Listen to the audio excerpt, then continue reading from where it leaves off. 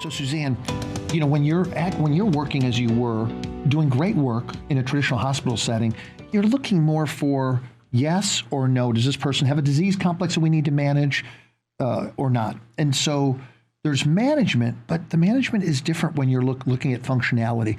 Tell me what it was like to make that transition going from the binary perspective of yes or no, disease or no disease, versus, oh my God, now I can look at how effectively or ineffectively somebody's functioning and open up that whole new perspective to help somebody go to a whole new level.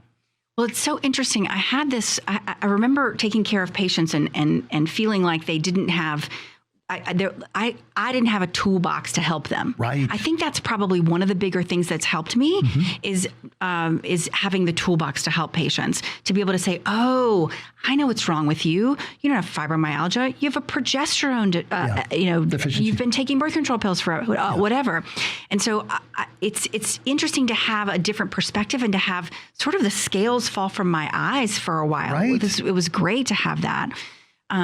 So I can think of a patient in particular that really just touches my heart. This man was an executive. He was working at a job up in New York City. He was living in an apartment because his wife was living here in Atlanta, and I was taking care of him and his wife. And so he was living in the apartment, and because I was doing allopathic medicine at the time, and I would like to call it volume medicine. Right. Because I was doing that at the time, I did not have an opportunity to get to know what was happening with him. So what was happening with him was there was an air conditioning unit in his building that was full of mold. And we didn't know, of course, that he had a susceptibility to this.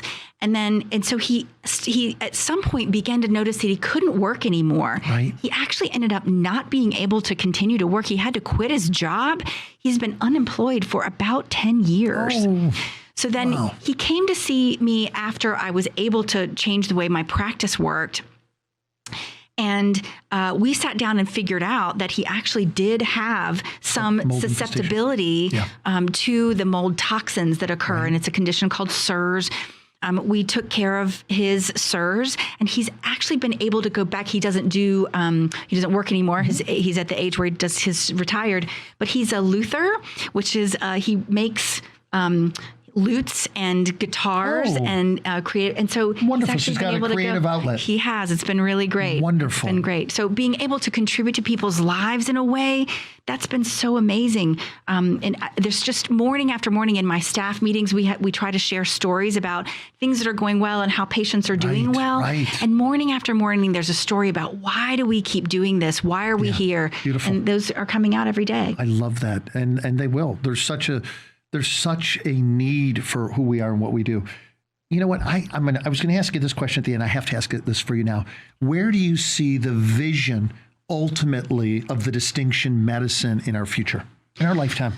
I think what we have to see is this can't be a disease-based model. Mm-hmm. It has to be a wellness-based model. I think we have to, much like you were saying earlier, Nelson, about wishing that we had addressed the health problems from the beginning.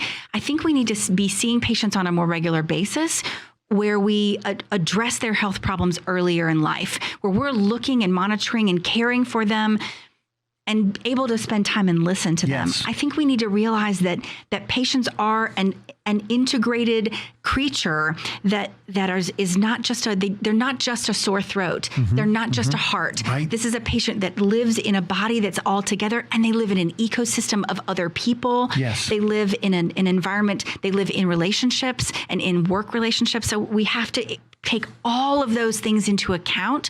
And then we also live in a world where there's influences like electromagnetic fields, where there's all of that is contributing to our overall wellness and our health. I live near the highway. That certainly contributes to my wellness or unwellness. And so I think we have to take all of those things into account, and we have to begin to be leaders, as we both are doing the kind of medicine that we do in educating people. Right. And for me, it starts with patients. It's a lot easier to talk to patients than it is to talk to other physicians about it. Right. Yeah. That's sad. Mm. That always makes me sad, Suzanne, because I have physicians who literally, when I got out 30 30 years ago that looked at me and they were just like, are you what? Are you food isn't that important. I've eaten this way my whole life. I'm healthy. Right. You know, that's why I love looking so much at people in a functional perspective. And you nailed it really, Suzanne, because if your relationships are offset, you're not going to be happy or healthy.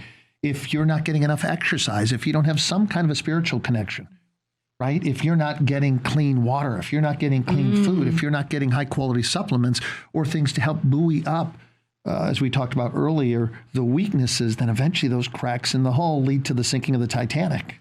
And I think about the neighborhoods where you were talking about where your son's working in Mississippi. Yes. I think about the grocery stores that I've been into in neighborhoods like that versus the grocery store I get to go to here in Atlanta. Right. I have really fresh produce. I have lots of choices over organic foods where I live, and they might just not have that opportunity like I do.